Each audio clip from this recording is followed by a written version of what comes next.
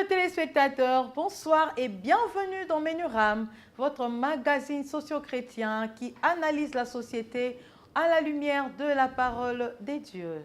Aujourd'hui, Menuram vous invite à une réflexion profonde autour d'un thème interpellateur intitulé « La vie avec impact ».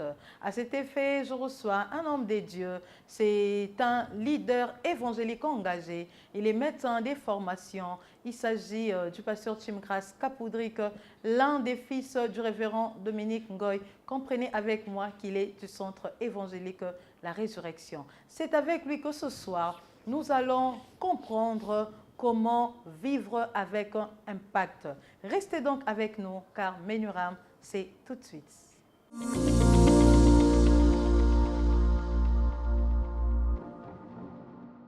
Pasteur Chimkras Kapoudrik, bonsoir. Bonsoir, sœur Clémence. C'est un plaisir de vous recevoir ce soir et de partager avec vous ce plateau. Merci beaucoup. Et vous êtes en forme, pasteur? Oui, ça va, Vous êtes sûr? Très bien. Ok, ce soir, nous sommes là. On est là. Toujours disponible pour Dieu, pour le servir, pour son œuvre. Oui. Et avec un thème, comme je le dis dans l'introduction, un thème interpellateur. Oui. La vie avec impact. Avec impact. Mais pour mieux comprendre ce thème, nous devons prendre la parole des dieux. Oui, nous sommes dans Ézéchiel, chapitre 22, 28 à 31. Ézéchiel 22, 28 à 31, nous lisons au nom du Seigneur.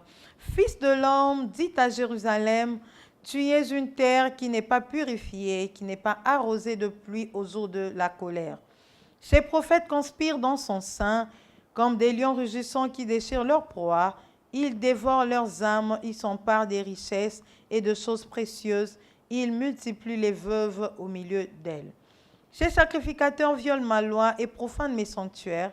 Ils ne distinguent pas ce qui est saint de ce qui est profane. Ils ne font pas connaître la différence entre ce qui est impur et ce qui est pur. Ils détournent les yeux de mes sabbats et je suis profané au milieu d'eux. Ces chefs sont dans son sein comme des loups qui déchirent leur proie. Ils répandent le sang, perdent leurs âmes pour assouvir leur cupidité. Et ces prophètes ont pour eux des enduits de plâtre, des vaines visions, des oracles menteurs. Ils disent, ainsi parle le Seigneur, l'Éternel. Et l'Éternel ne leur a point parlé. Le peuple du pays se livre à la violence comme des rapines, opprime les malheureux et l'indigent foule l'étranger contre toute justice. Je cherche parmi eux un homme qui élève un mur, qui se tienne à la brèche devant moi en faveur du pays, afin que je ne le détruise pas, mais je n'en trouve point. Je répandrai sur eux ma fureur, je le consumerai par le feu de ma colère, je ferai retomber leurs œuvres sur leur tête, dit le Seigneur l'Éternel. C'était la parole du Seigneur. Alléluia. Une longue lecture, hein? Très longue. Mais ça en valait la peine. Oui. Pasteur, après cette longue lecture, comment vous sentez-vous? Je vous dis d'emblée, même moi-même, quand j'ai réfléchi là-dessus, j'ai été interpellé. Ok. Je me dis, mais comment Dieu peut parler comme ça? Ah bon? Oui. Quel sentiment alors domine en vous présentement? En tout cas, de détresse, de peur, de crainte, une phobie qui monte dans mon esprit. Ce n'est pas un encouragement ou une inquiétude? Non. Pas du tout un encouragement. Pas un encouragement. C'est plutôt une inquiétude. Okay. C'est-à-dire, pourquoi inquiétude? Parce que bon, je me dis, même moi-même, c'est comme si je me retrouvais dans ces reproches-là. Ah bon, donc vous n'êtes pas épargné? Non. Lorsque l'Éternel parle comme ça, on ne peut pas se dire qu'on est épargné. Il parle au prophète, au conducteur. Okay. C'est-à-dire, je me retrouve concerné. Et ça ne peut que m'interpeller. Voilà pourquoi je voulais qu'on partage cela. Ok. Mais selon vous, pasteur, que reproche exactement Dieu aux responsables spirituels dans ce passage? En globalité, Dieu reproche aux conducteurs la destruction de l'Église. Il n'y a que les conducteurs qui peuvent détruire l'Église. Non, c'est-à-dire... les fidèles, ne détruisent pas. Non. Seulement les conducteurs. Le problème, c'est la tête. Ok. Ici, Dieu ne vise pas les fidèles. Parce que même la Bible nous le dit, hein, l'huile commence sur la tête d'Aaron. Et puis ça descend sur la barbe et puis ça va prendre les vêtements. C'est-à-dire, la personne... Donc, la destruction aussi. La destruction suit commence... la même logique. La même logique sur la tête. Et d'ailleurs, il y a un dicton, je crois bien, hein, qui dit que le poisson commence à pourrir dans sa tête. Je voulais le dire tout à l'heure, j'ai dit, pasteur, bon, vous avez dit en français, moi je vais le dire en lingala. Parce qu'en lingala, ça passe un peu bien, surtout qu'on est quinois. On dit que pour Mbisi, à Kouanaropola, na mutu. Ah, Voilà, oui, c'est-à-dire, donc, ce mouté baby, déjà et s'il y a ce boliaté. C'est-à-dire, lorsque Dieu reproche comme ça, il voit, on est en train de piétiner la loi. Il dit que vous êtes en train de détruire le sanctuaire. Et il démontre sa désolation. Et lorsque l'Éternel démontre sa désolation, ça me pousse à réfléchir. Quand il parle ainsi, je me retrouve à l'église du Congo. Ah bon. C'est pourquoi j'ai dit, bon, je ne m'étais pas. Parce que dans le texte, quelque part, il a parlé de violer ma loi. Violer la loi. Oui. Profaner le sanctuaire. C'est grave ça. Donner des fausses prophéties. Ils disent que l'Éternel a dit. Mais alors que je ne leur ai rien dit. Ouh là là. Ça, c'est nous. Hein. Ça, c'est les conducteurs quinois. Donc ça, c'est moquer de Dieu. C'est moquer de Dieu. C'est-à-dire Nzamba lobby. Et pourtant, tu sais que... T'es Nzambete. Mundu Kasukati. Parce qu'on sait que quand quelqu'un vous dit que Dieu m'a dit, on ne contredit rien de nous. Non, mais c'est fini parce que c'est... Ok, même Yemoa Jirara na Yemogo. Ok. Mais pasteur, toujours dans ce texte, quelque part, Dieu dit, je cherchais un homme, mais je n'en ai point trouvé. Peut-on dire que cette déclaration révèle la crise spirituelle? Oh, je dis la crise spirituelle, oui. Au milieu du peuple, bien sûr. Non, pas d'abord au milieu du peuple. Oh, comment ça passe? Moi, je vois la crise spirituelle au milieu des conducteurs d'abord. Mais les conducteurs ne font pas partie du peuple. Non, le conducteur, il faut partie du peuple au-dessus de la mêlée. C'est-à-dire, Dieu ne parle pas ici du peuple. Dieu parle d'abord des conducteurs. Citez bien, vérifiez bien les concepts qui sont utilisés. Pasteur, prophète, berger, ce sont des conducteurs, les leaders. Donc la crise dont il est question ici, c'est la crise au milieu des leaders. Et lorsque les leaders corrigent, le peuple va suivre. Mais si le leader ne corrige pas, le peuple se dit quoi? Ok, bon, écoute, pasteur, moi, tu as ça là, bon. Non,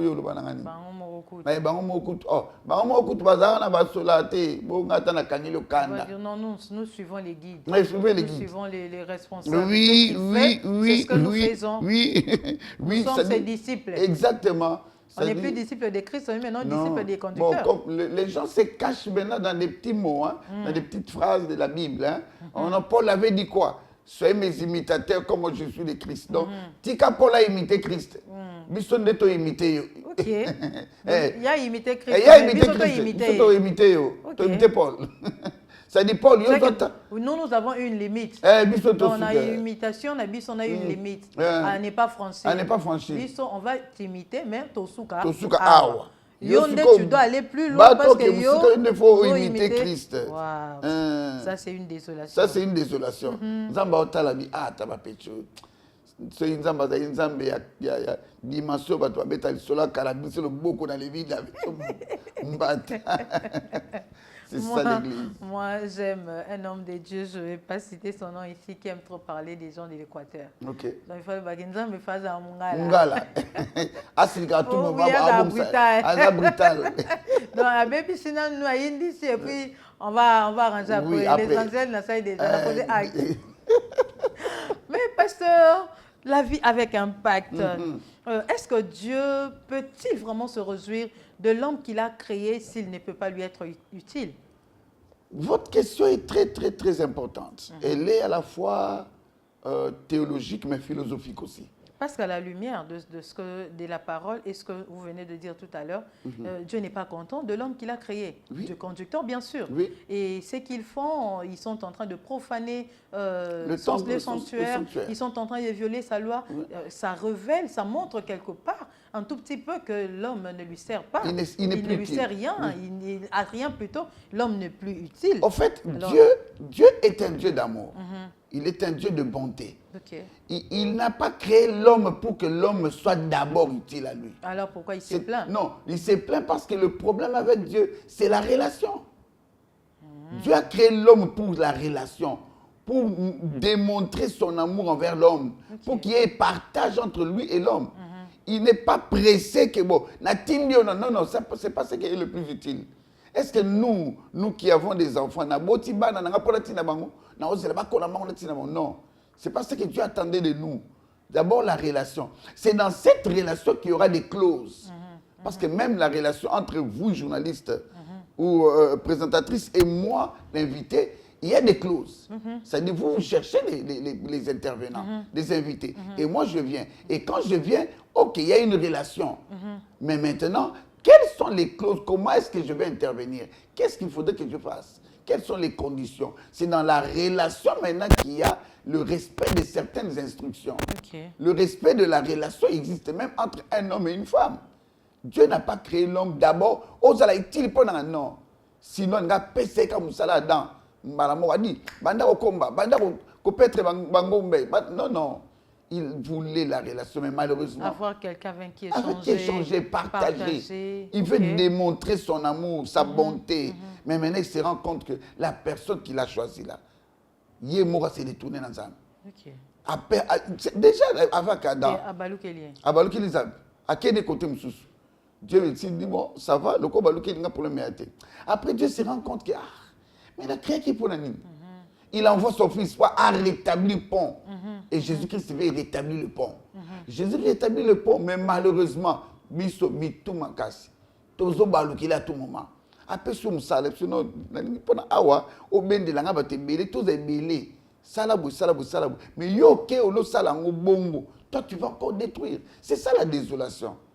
Il s'est dit, mais comment c'est ce monsieur? Comment je cherche? Je cherche. C'est pourquoi il est en train de chercher. Mais je n'en trouve pas. Ce qui me fait mal, c'est le fait que dans ce passage, on dise que je n'ai pas trouvé.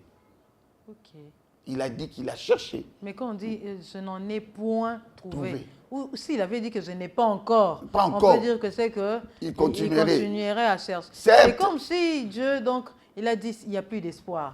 Donc, et puis je ne chercherai plus parce que je n'ai pas trouvé. Exact. Si l'Éternel t'envoie un message pareil, c'est qu'il est fatigué de toi. Il s'est dit, bon, maintenant je vais aller chercher ailleurs. C'est ce qui s'est fait avec David et Saoul. C'est-à-dire, Saoul, une personne, il t'a choisi comme ça d'emblée, roi. Donc tu viens d'une famille, certes riche, mais ma royauté, tu as les communautés. Vous avez la lignée où on a été. Mais Dieu te donne le pouvoir et tu en abuses. Il interpelle, tu t'entêtes. Il envoie Samuel, tu refuses. Dieu s'est dit, en tout cas, lui là, je suis fatigué, je cherche. C'est comme ça, en cherchant, qu'il est allé trouver un homme, qu'il dit, un homme selon le cœur de Dieu. Il trouve David. Déjà, Saül, Dieu ne l'avait pas cherché. Ah ben voilà. C'est le peuple qui a cherché. C'est le peuple qui voulait. Il a demandé un roi. Mais voilà. Il a dit, bon, quand vous demandez, je vous donne Dieu Saül. Il leur trouve Saül, mais non, il ne le trouve pas, il leur donne. Il leur donne. Mais il a cherché, c'est David qui l'avait cherché. Il dit, maintenant j'ai trouvé. Okay. L'homme selon mon cœur. Et quand il trouve, il pose. Et la personne que Dieu avait trouvée, la personne de David, jusqu'aujourd'hui, il est au trône. Parce qu'il avait dit, je ne te laisserai pas comme ça. Il y aura quelqu'un de toi sur le trône. Et Jésus-Christ est au trône. Donc, pasteur, Dieu, en voyant Jésus-Christ sur la terre, c'était juste pour que il a rétabli le pont, la relation entre l'homme et lui. Dieu ne voulait que les choses s'arrêtent à ce niveau. Il fallait que les choses aillent plus loin. Non, le problème avec Dieu, Dieu cherche la communion. La communion. C'est-à-dire, il rétablit la relation. Oui, pour que tu sois utile, il doit être en contact avec lui. Tu ne peux pas te détacher de l'Éternel. Le problème, c'est que bien d'entre nous sont élagués de l'arbre appelé Jésus. C'est-à-dire, il est chrétien, mais lui-même, il n'est pas en communion avec Dieu. Et c'est pourquoi il n'influence pas. C'est pourquoi il n'y a aucun impact. Pasteur, il y a quelqu'un qui nous suit, qui peut se poser la question, dit, On a dit la relation. Jésus est venu déjà, il nous a rétabli. La relation est là.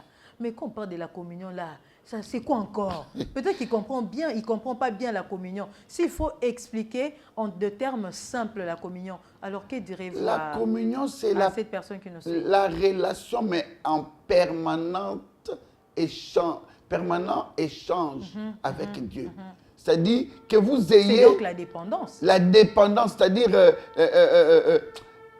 je ne sais pas, dépendance, je sens un peu plus faible. Okay. C'est-à-dire être plongé dans la relation avec Dieu. Okay. La communion exige qu'on reste un peu plus permanent, un peu plus échangeant, un peu plus proche. La proximité avec Dieu. Mais le comble, c'est que l'homme, il préfère rester en relation, mais il est distant. Pasteur, je voudrais qu'on parte par des exemples. Je prends l'exemple, quand quelqu'un dit que je suis en relation avec Dieu, c'est que je fréquente l'église. Oui, il va à l'église. Je vais à l'église, oui. J'ai reçu Jésus comme Seigneur et Sauveur. Oui. Mais être vraiment en intimité avec Dieu, j'ai mes temps de prière, des moments personnels de rencontre avec Dieu, je n'en ai pas. Des moments de méditation, je n'en ai pas. Il suffit seulement d'aller à l'église, je suis la prédication comme tout le monde, ça me suffit. C'est ça la relation. Là, c'est la relation. Maintenant, la communion, c'est lorsque tu veux rester en parfaite relation. Ça, c'est la relation simple. Mais maintenant, en permanence à côté du Seigneur. C'est-à-dire rester à ses pieds, l'écouter, savoir qu'est-ce qu'il pense. Là, vous allez dans l'église, moi je vais dans le foyer. Lorsque vous êtes marié à une dame ou à un homme, vous êtes en relation amoureuse. Vous êtes ensemble, mais c'est lui qui est en relation amoureuse seulement au foyer. L'homme se lève le matin, il va au travail. La femme se lève, elle va au travail. Et vous vous réveillez, vous vous retrouvez le soir à 22h. Y a-t-il communion ou pas? Là, il n'y a pas communion. Là, il y a relation. Mais il n'y a pas communion. Mais les deux qui se réveillent le matin, qui s'en vont, celle-ci appelle. Oh, chérie, ça va? Moi, j'étais bien arrivé. On a une réunion, on s'appelle dans 2 heures. C'est-à-dire que vous restez en parfaite et en permanente communication. Cette parfaite communication. C'est ce que vous appelez la communion. C'est ça, c'est à ce point-là. C'est-à-dire rester à proximité l'un de l'autre, sans même que la personne ne soit présente. Regarde Dieu, il vient, il pose la question. Adam, Adam se cache. Il dit, où es-tu? Ah, c'est qu'il y a une rupture de relation. Ils sont restés Dieu et sa créature. Mais la communion n'y est plus. Parce que comment Dieu cherche Adam? Vraiment. C'est-à-dire Adam s'est retiré. Beaucoup aussi, même dans les foyers. L'homme cherche la femme cherche l'homme. Mais ils vont se voir seulement au lit. Chérie, tu as travaillé trop, tu retard. Chérie, là, il n'y a plus de communion, relation seulement. Ils sont en relation amoureuse. Mais la communion, parfaite communion, proximité, fréquence d'échange, intimité. À tout moment, tu es en prière, en méditation. Même si tu es au service, tu peux être en train d'écouter Dieu. Tu peux aussi te dire, je sens dans mon esprit, il faut que je dise quelque chose du Seigneur, qu'est-ce qu'il y a? Et il peut te parler. Là, c'est une communion. Rester en compte. Et là, c'est pas le Seigneur Saint-Esprit. D'accord, pasteur. Relation, communion. Mais on apprend. Oui, on évolue. Mais nous continuons toujours avec notre vie. Notre thème plutôt, la vie avec impact. Pasteur, comment définiriez-vous l'impact? L'impact, c'est le pouvoir de produire des résultats. De produire des résultats. Seulement? Non, je peux aller plus loin, de marquer la différence. Différence significative dans les actions. Je peux aussi encore aller exercer de l'influence. C'est-à-dire, lorsqu'on dit qu'il y a eu impact entre 2 véhicules, ou un véhicule et une moto par exemple, ça veut dire, ou 2 véhicules qui viennent, il y a eu choc, qui sont très chocs. Le premier est détruit, le moteur est détruit et endommagé, mais l'autre n'a pas connu d'impact. C'est-à-dire le second a endommagé le premier parce que le second là est tellement solide qu'il a exercé une influence, une force, une pression Voilà pourquoi je peux aussi dire impact, c'est produire une force sur l'autre. En termes simples, on peut dire que l'impact, c'est un effet, c'est une conséquence. Un effet, un résultat, une conséquence. Une répercussion. Une répercussion d'une action, d'une œuvre, d'une pensée. Tout ça, c'est de l'impact. Ou même d'un mouvement. Et que diriez-vous alors de la vie? La vie, c'est un processus dynamique en constant mouvement, évolution. En constant mouvement, oui, mais aussi qui est statique, qui continue. C'est-à-dire c'est de l'évolution. Lorsqu'on dit la vie... Pas trop clair, pasteur. Oui, je vais m'expliquer. Allez-y. Lorsqu'on dit la vie, c'est aussi le fait d'être actif et d'évoluer. La vie, c'est le fait de... J'aime la définition médicale, mais je ne préfère pas trop. Mais je préfère... La vie, c'est le fait d'être viable. Or, quand je dis viable, ça retourne à la vie. La vie, c'est le fait de produire un résultat. C'est aussi être en vie. Pasteur, vous ne préférez pas la définition médicale, mais oui, s'il vous plaît, moi je le demande.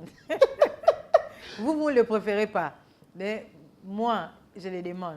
Je crois bien que les téléspectateurs sont d'accord avec moi. Donnez-nous un peu la définition médicale de la vie. Lorsque je parle de la définition médicale, je suis en train de voir la biologie, en fait. Donc, dans la vie, quand on dit vie en biologie ou allons en médecine, on parle de l'être qui n'existait pas et qui prend mouvement. C'est-à-dire quitter de l'inexistence au mouvement. De nulle part. De nulle part. Alors là, on parle de la vie. Mais laissez-moi aussi dire ceci. La vie, lorsqu'on dit la vie, c'est une expérience unique. Expérience avec mélange d'émotions, mélange de pensées, mélange d'actions, de mouvements, de réactions. Voilà ce qu'on appelle la vie. Pasteur, un auteur a dit que la vie, c'est l'étape comprise entre la conception et la mort. Que direz-vous, pasteur? Êtes-vous d'accord? Êtes-vous d'avis avec lui? D'abord, je dirais oui, parce que la vie a plusieurs définitions. C'est pourquoi je vous avais dit, selon les concepts, selon les orientations aussi. Mais quand il dit que c'est l'étape comprise entre la conception et la mort, c'est qu'il ne voit pas la vie après la mort. Ah, mais voilà. Alors que nous, maintenant, dans la vie chrétienne, après la mort, il y a une vie. Nous le prêchons. Après la mort, il y a une vie selon la Bible. Et avant la conception, c'est qu'il n'y avait pas de vie. C'est pourquoi je vous avais dit, il y a beaucoup de questions ici qui seront philosophiques. Donc après la vie, après la mort, il y a la vie. Mais vous êtes d'accord avec lui en partie? En partie, parce qu'il y a plusieurs définitions de la vie. D'accord, pasteur. Et s'il faut dire un mot sur la vie avec impact, qu'allez-vous nous dire ce soir? D'abord, avant de répondre à votre question, je dirais ceci. Lorsque moi je parle de la vie ici, avant que vous ne me retourniez en médecine, lorsque je parle de la vie, je suis en train de projeter la vie d'un chrétien. C'est-à-dire la vie d'un chrétien, il s'agit de la vie de la marche avec Dieu. Donc quitter du néant, c'est-à-dire de là où on ne connaissait pas Christ, on a reçu Christ, maintenant on est en Christ et on marche en communion avec Dieu. C'est de cette vie-là dont je parle. Et maintenant, lorsque nous disons la vie avec impact, je voudrais simplement dire la vie d'un chrétien ou d'une personne sur la terre, mais qui a influencé les autres vies, qui a produit des résultats dans la vie des autres, pas dans sa propre vie. C'est-à-dire, nous sommes en train de voir ici une personne qui vit, mais pas pour elle seule, mais qui vit pour que les autres soient impactés, pour que les autres soient influencés. Voilà pourquoi, déjà dans le passage, je vous avais dit que je vois les leaders. C'est-à-dire la tête qui doit influencer le reste. Et si la tête n'influence pas, c'est qu'il n'y a pas d'avis d'impact. Pasteur, pensez-vous que chaque chrétien est appelé à avoir un impact ou c'est juste certains qui doivent avoir de l'impact sur les autres? Si, d'abord, je dirais oui. Pas seulement un chrétien. C'est tout le monde. Ok. À tous les niveaux, tout le monde a un impact. Chrétien ou pas? Chrétien ou pas, mais aussi impact positif ou négatif. Ah, c'est ça, c'est là la différence. Ah oui. C'est là où réside la différence. La différence. Donc, et un chrétien doit influencer positivement ou négativement. Un chrétien doit influencer positivement, mais peut-être en train d'influencer négativement sans le savoir. Ok, comment, pasteur? C'est-à-dire quoi? Tu penses que toi, tu es en train de gagner les âmes en descendant sur le terrain, en évangélisant, en prêchant la chair, mais tu ne sais pas que par ton comportement, là tu es en train de produire un impact positif, hein, mais tu ne sais pas que par ton comportement, tu es en train de faire que plusieurs ne viennent plus à l'église. Plusieurs se retirent de Dieu. Plusieurs n'acceptent pas de croire en Jésus. Pourquoi? Juste en t'observant. Ça, c'était l'impact négatif. Okay. Ça dit, tu amènes ta Bible, bien-aimé dans le Seigneur, reçois Jésus comme Seigneur et Sauveur, regarde, moi je suis de telle église, c'est bon. Ils viennent à l'église. Mais maintenant, comment tu te comportes? Parce que le premier, c'était un impact positif. Le comportement là, c'est à l'église ou non, à la cité? Non, le chrétien, c'est tout ça le problème. Le chrétien n'est pas chrétien à l'église. L'église, c'est un lieu de regroupement, de rassemblement. C'est pourquoi, à l'époque, quand on vit sur tout là, donc il est assemblé. Tu es assemblé. Tu es écoute, c'est comme l'église. Tu es écoute dans ton assemblée là. On appelait d'ailleurs groupe de prière. Donc, groupe où tu vas prier. Il y a place dans la chrétienté. Il y a un groupe de chrétiens, non? Même à l'époque de la Bible, il n'y avait pas de groupe de chrétiens. Non, ça n'existait pas. Et d'ailleurs, ça n'existe pas. À l'église, nous allons pour prier. Mais la chrétienté, on doit le vivre à l'extérieur. C'est tout ça le problème. C'est-à-dire, nous sommes chrétiens, nous impactons positivement lorsque nous sommes à l'église. Lorsqu'on dit, ah, il faut toi comme l'église. Bah, toi comme l'église, bon, c'est l'église. Ah, bah, chrétien, va comme l'église. Et lorsqu'on dit, ah, non, en tout cas, il faut l'évangélisation. On prend nos Bibles, on va à l'évangélisation. Ah, tout ça, la retraite. Tes missions sont dans la montagne, retraite. Mais maintenant, après tout ça, tu zongi na banda. Parce que tu côté impact négatif. Tu as impacté déjà positif. Maintenant, tu as côté impact négatif. Quelqu'un te parle dans la famille, directement réponse. Ko sakana ngate na za mama na ote. Na ko salo babé. On est-ce que tout ça va chrétien a un impact positif ou un impact négatif? Quel est le message que nous transmettons à notre environnement? Parce que nous pouvons être chrétiens, prêchant la parole, mais par notre comportement, nous sommes en train de poser des actes qui repoussent les gens. Pasteur, j'aimerais que vous puissiez nous donner d'abord, j'ai trop de questions, mais donnez-nous un peu quelques éléments d'un impact positif.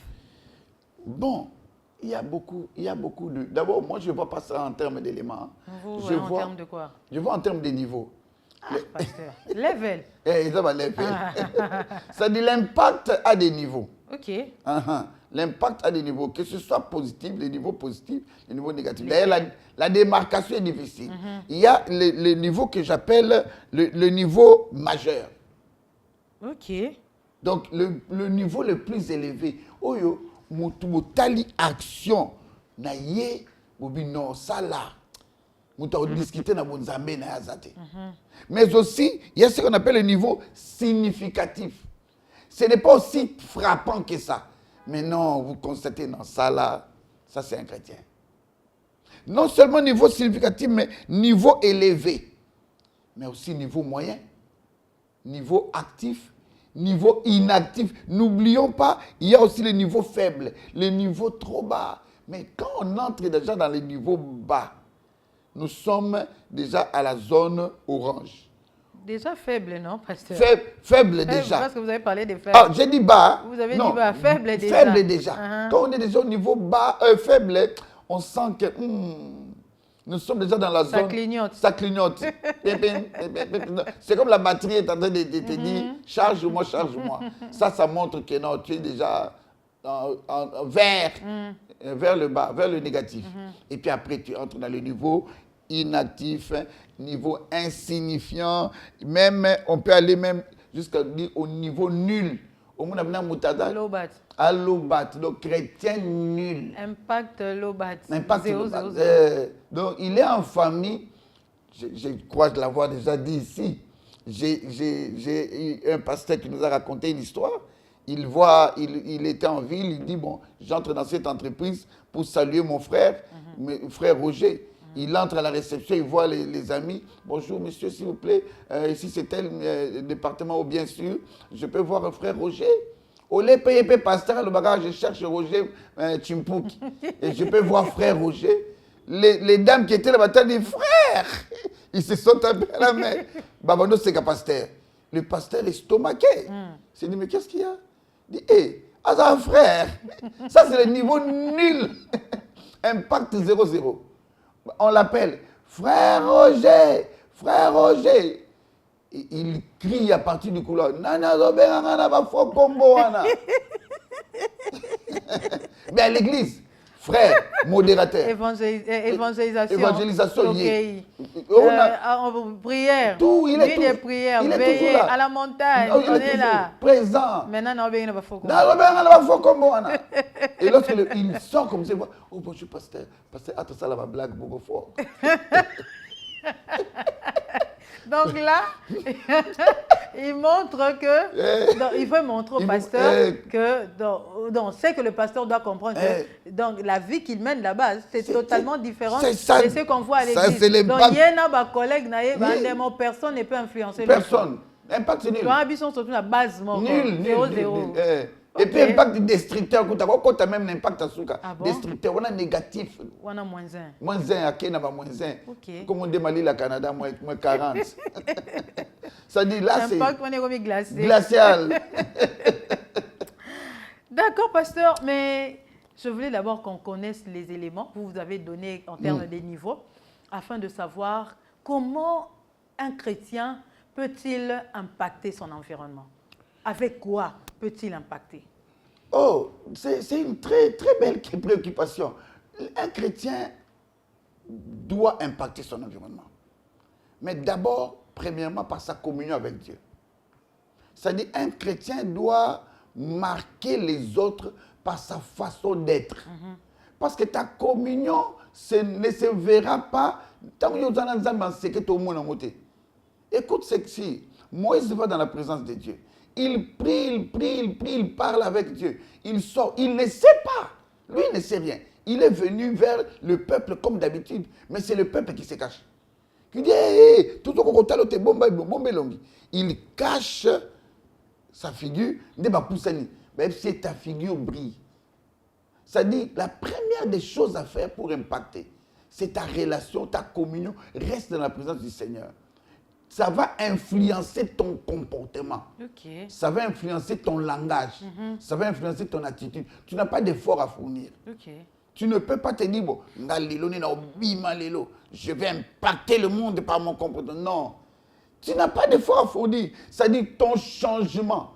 Dépend de ton intimité, de ta communion avec Dieu. Tu es en communion avec Dieu, automatiquement Dieu te transforme toi et toi tu impactes le monde. Mais si tu ne sais pas être en communion avec Dieu, regarde bien dans le texte, Dieu leur reproche de beaucoup de choses, mais tu verras que le plus grand problème avec eux, c'est leur communion qui a été brisée.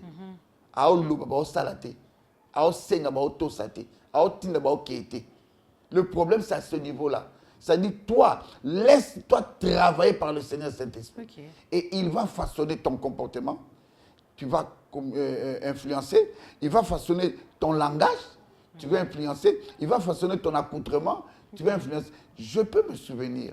Nous, à l'époque où on a reçu Christ, 93, 94, moi, je suis venu à l'église, on ne m'a pas dit qu'il faut un tika-roulata. Non.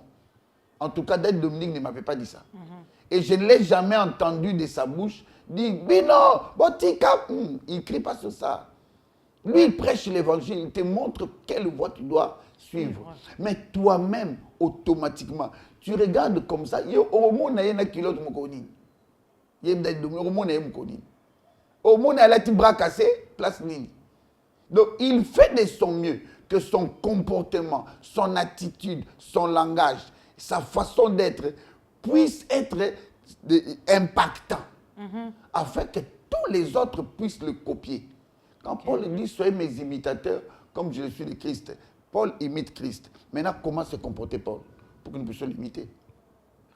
C'est ça le problème. C'est-à-dire, lorsque nous cherchons les éléments se trouvent dans la métamorphose, dans la transformation. Et la transformation, ça vient de qui? De la communion avec le Seigneur Saint-Esprit.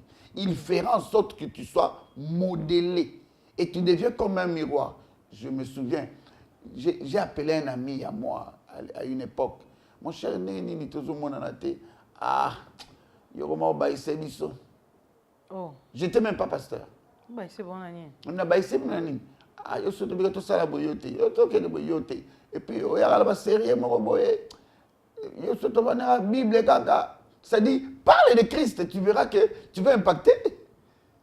Parler de Christ ne veut pas dire non, que là où tu es, qu'on sache que toi, tu es chrétien. En tout cas, comme un bien-aimé m'a dit, Dominique, je lui dis pourquoi. L'histoire ne sera pas versée dans ma versée. C'est ça la vie avec impact. Pasteur, tout à l'heure, vous avez parlé de l'accoutrement. Je me suis rappelé d'un jeune garçon dans mon quartier à l'époque. On habitait un même quartier. Je ne l'avais jamais adressé la parole. En fait, je ne le remarquais même pas. Or, la façon qu'il me voyait, mon accoutrement, je sortais, je vais à l'église, je rentrais, je ne parlais pas trop. Donc, il me voyait, il me disait, comment est-ce que je vais saluer cette fille? Donc, il avait l'envie seulement de me dire ne fût-ce que bonjour. Mais il regardait son attitude, son apparence. Il s'est dit, ah, bien fashion. Est-ce que c'est un beau tagondima? Il est allé changer, en tout cas, il a changé son accoutrement. Parce qu'il voulait me saluer. Je ne le savais pas. Imagine. Un jour, il a dit à mon petit frère, il dit, ah, nalingana pesa ya nabino mbote. Mais natalande na la est-ce que c'est na pesa impact, la vie avec impact. Mon frère a talié. Il n'a pas répondu. Ah oui. Habité. Quand on lui a pas répondu, et tu es sous mon inquiétude. Il voulait avoir une consolation. On dit manaye, to mekanan, mais on lui a donné aucune réponse. Habité. Oh, il faut qu'on a changé. Il a changé sa tenue. Pour juste commencer à me saluer. Je vois quelqu'un qui me salue. Bonjour, ah, bonjour papa, bonjour mère, bonjour. C'est un jour que mon frère me dira, tu sais pourquoi il te salue? Moi je dis, je ne sais pas, c'est un garçon du quartier. Il a dit, il ne s'habillait pas comme ça. Il m'a posé la question si avec sa tenue là, il peut te saluer au Rondima. Moi, je lui avais regardé seulement, je ne lui ai pas donné la réponse. C'est comme ça qu'il a changé d'accoutrement et pour commencer à te saluer. Il est resté avec, je crois, jusqu'au jour. Bon, ça fait plusieurs années, on a quitté le quartier, mais il avait changé d'accoutrement. J'ai un ami, un frère qui est à Paris maintenant, frère Nino Loukens. Il quittait chez lui Angaba, dans sa famille. Il enfile très bien sa chemise, avec ses perpètes, ses sandales, ses quêtes. Bien propre, bien essuyé. En Gab avec tout ce que nous avons comme problème de la quartier en Gaï. À la bonne côté de Koli. Mais Nengazobi Mana Balabala, avec sa Bible, tous les jeunes du quartier se posaient des questions. Et il est de mon quartier, de notre quartier, bien à Outimoussika. Alors, qu'est-ce qui s'est fait? Un jour, un frère, il est frère, j'étais son nom, un frère qui est aujourd'hui à l'église marié, aussi père de plusieurs enfants. Il a dit, tellement à observer trop. C'est dit non, non, là, comment vous les comment il peut être aussi propre que ça? Le curieux ne manque pas. Le curieux ne manque pas. Il entre dans la maison, il se dit, soyez dans la chemise, il m'a bien été. Il n'est pas enfilé. Comme ça, tout kokana. Et puis il a commencé à le suivre et il va découvrir là où il entre bien. Il y a l'église. Ok. Non, comme ça, tout ça, c'est de l'impact. Impact. Il n'a pas prêché. Il n'a pas dit reçois Jésus comme Seigneur et Sauveur. Il a impacté par sa vie. C'est que nous ne savons pas en tant que chrétiens. Je peux ouvrir cette brèche. Allez-y, pasteur. Plusieurs personnes nous regardent. Plusieurs personnes nous observent. Ils nous regardent dans nos quartiers, dans nos avenues. Tant qu'on a besoin de discuter, comme tout le monde, Orlando. J'ai aimé, il y a quelques jours ici, ma fille. Il y a un nouveau locataire chez les voisins. On lui pose la question, tu as mis à notre fille? Hein? Oui, oui. Elle est entre bango, mon ananas sérieuse. Hein? On dit cela de ma fille aînée. Et maintenant, son ami dit, quand moi na pasteur. Ah bien, papa, on a tout le monde a le baraté, on a le pasteur. Le point a le baraté. Tu vas tu n'as vu ça. Tu n'as vu la c'est ça la vie impact. Vous verrez comment il parle. La vie avec impact. Heureusement que vous parlez pour l'édification du peuple des dieux. Et vous impactez à votre manière. Et oui, donc nous avons compris que chacun est appelé à impacter en tant qu'enfant des dieux. Et on impacte par notre attitude, comportement, notre langage, notre habillement, notre manière de vivre. Notre culture. Et comme chrétienne. Même la culture. Et comme chrétienne. Ok. Pasteur, là vous m'emmenez à ouvrir... Vous me donnez une question en tout cas. Allez-y. Mais qu'est-ce qui empêche aujourd'hui à beaucoup de chrétiens d'avoir une vie d'impact réel? Beaucoup de chrétiens ont des sérieux problèmes à cause du manque de reconnaissance de soi. Ami yebite. Ami yebate ndeni ata. Ça dit ayami Yesu, ma yebite cause la chrétienne na olaksani. C'est ayami Yesu na loyenge. Na loyenge. Formalité. Il ne sait pas qui il est devenu. OK. Ça dit un chrétien c'est un noble. Ayami le ka bona yambi kaka, muna mona ba yana biso ba télémakit. Ta ba ba ngani ba limba yamba biso ba télémi. Le manque de reconnaissance de soi. Donc, tu dois te connaître. Un chrétien, c'est un homme respecté, respectable. Okay. Il doit se reconnaître, il doit être qui il est. On ne peut pas te classifier dans l'équipe Yabatunion. Non, non. Je me souviens, j'ai passé une fois sur une avenue revenant d'un culte matinal où j'étais parti prêcher. Un homme de Dieu, j'étais son nom, il est d'une grande église, Nabomena église. Il se tourne à l'époque. Il dit, hé, j'ai dit quoi? Il dit, papa, tellement. Il approche. Il dit, tango leki na yoki peneneti, délégation, moi, ange balekinga. J'ai dit, ah bon? C'est ça les chrétiens. Au fait, nous ne nous connaissons pas. Qui nous sommes? Reconnaissance de soi, mais aussi manque d'engagement. Beaucoup de chrétiens ne sont pas engagés dans sa chrétienté. Comment, pasteur? Engagé au service de Dieu, engagé à l'église, engagé comment? Au service de Dieu, oui. Manque d'engagement aussi. Mais manque d'engagement dans ce qu'on a pris comme engagement pour Dieu. Oui, Nayami est comme Seigneur Sauveur. Mais à Kokoko, Tanabouyambi n'a été. Ayambi est comme Seigneur Sauveur. Mais à Kokoko, on dit, vivre une vie où il y a Yamité. C'est-à-dire, il dit, bon, j'accepte Jésus comme Seigneur et Sauveur, mais vis cette vie-là, non? C'est un engagement que tu as pris. Accepte la communion avec le Seigneur Saint-Esprit. Si ça demande la prière, va en prière. Lorsque ça demandera la méditation, médite. Lorsque ça te dit, arrête les petites jupes. Tika ou là, tu as kilote, mais tika. Engagement dans ce que tu as pris comme décision. Nous avons des sérieux problèmes. Des gens qui sont engagés, même à l'église, ils se disent, oh, qui vont venir pour la musique? Oh, il y aura peut-être guitare, basse, ok. Bah, tu as besoin deux, vous mettez ta basse. Moi, je vais mettre la liboso, moi, je vais mettre la ouais, quitte la liboso, je vais mettre ici, à desserrer ma fille. Abima Kei. Vous l'appelez, oh, mais on desserrer ma fille là aussi. Oh, mais il n'y a pas de bon, ça n'a rien. Vous engagez. Jour, il y a culte. Quand il y a culte, il y a besoin de s'excuser.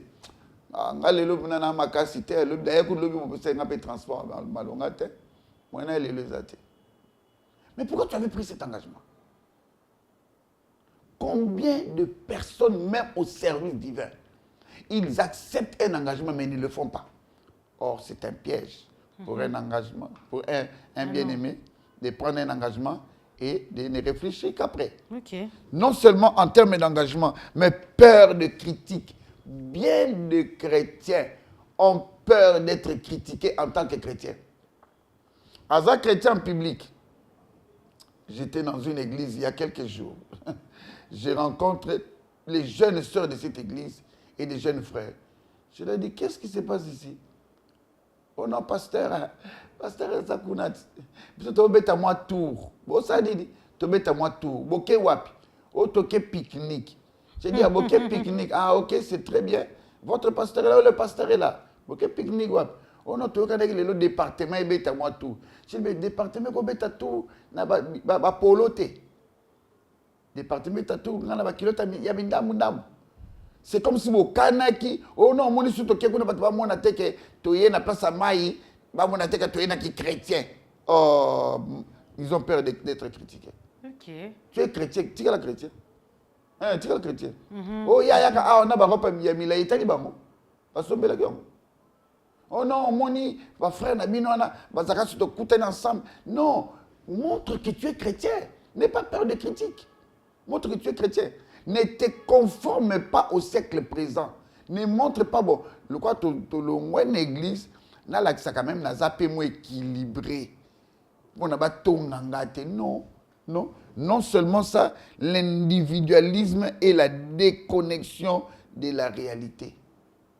Beaucoup de chrétiens préfèrent à vivre vie naïe que vie à chrétienté. Faites un exemple, un test. Allez à l'église. Faites une remarque à une soeur ou à un frère à l'église. Une fois, j'étais parti prêcher quelque part. J'entends un bien-aimé dire, hey, pasteur, on ira au c'est-à-dire, on veut l'individualisme contre une église. C'est-à-dire, ne parle pas de moi. Parle de tout, sauf de ma vie. Je suis individuel. Vie dans les privé. Je suis individuel de vie individuellement. Mais si vous avez non, c'est une erreur. Ce que je fais à côté ne vous concerne pas. Mais nous avons le même Père, non? Notre Père qui est aux cieux. Notre Père qui est aux cieux. Donc, nous avons c'est toi le papa moko. C'est toi Roland de la nature. OK. C'est ce cercle, toi ensemble.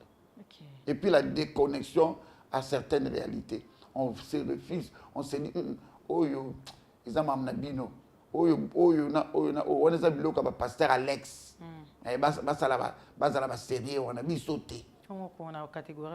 Ma catégorie. Donc toi tu dis bon, comme on avait dit au début ici, à l'émission, donc nous copions Paul. Yenda copier Christ qui est mon musique. Certaines réalités qu'on partage, on a mis sauté. Yote yakuna me suka nango, surtout à la limite. D'accord, pasteur. Vous savez que la télé, c'est le temps. Bien sûr. Je sais que vous avez beaucoup à dire parce que nous n'avons pas épuisé même mon questionnaire. Il y avait encore trop à dire. Nous devons savoir comment vraiment on doit impacter. Qu'est-ce qui fait, parce que là, vous êtes en train de dire ce qui empêche aux chrétiens d'être, d'impacter, d'avoir une vie d'impact réel. Mais est-ce qu'il y a possibilité de retourner, de reprendre, de récupérer l'impact si on l'avait déjà perdu? Ce sont des questions qu'on va exploiter prochainement. Oh là. Parce que pour ce soir, nous devons nous arrêter ici. D'accord. Alors, je ne peux plus demander. Je serai là. Vous savez que vous devez être là pour... finir on a encore beaucoup à dire, ce que vous avez à dire. On a encore beaucoup à dire. Merci, pasteur. Nous vous attendrons prochainement. Merci. Aimables téléspectateurs, nous sommes arrivés à la fin de votre magazine socio-chrétien Menuram. Ce soir, nous avons abordé un thème interpellateur intitulé « La vie avec impact ». Nous ne l'avons pas achevé faute de temps. Je vous donne donc rendez-vous pour le prochain numéro avec le même invité, mais surtout avec le même plaisir. Mais avant de nous quitter, je nous laisse une question que chacun de nous s'auto-évalue. Regarde autour de toi. Quelle est la responsabilité sociale, spirituelle que tu as dans ton environnement? Est-ce que si on doit parler de l'impact, toi vraiment, quand tu te regardes, en t'auto-évaluant, est-ce que tu impactes positivement ou négativement? Auto-évaluons-nous car on va avoir des questions, des stratégies pour influencer positivement notre environnement au prochain numéro avec notre même invité. Restez en paix chez vous. Au revoir.